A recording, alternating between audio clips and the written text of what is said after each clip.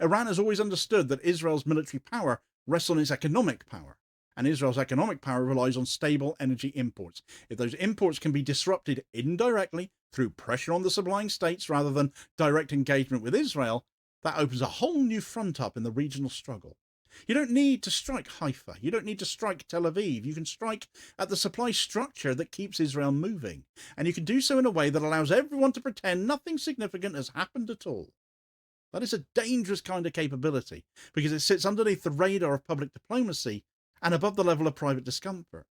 Azerbaijan will not talk about this publicly, but the people who manage its offshore networks will have noticed. They'll have noticed that a single vessel with the wrong structure can become a liability. They'll have noticed that offshore opacity can become a vulnerability rather than a shield when a regional rival decides to act. They will have noticed that the choice to align with Israel comes with quiet liabilities for themselves, not before time, you might argue. And they'll have noticed that Iran did not need to escalate in order to make this point.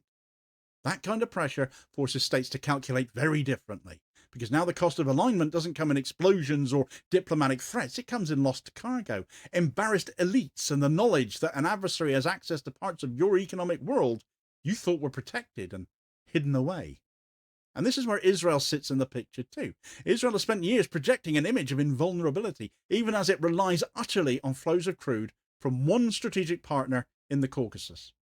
Those flows have long been assumed to be safe because they don't move through Iranian territory and because the shipping lanes are monitored, but assumptions are only as good as the day they stop being true.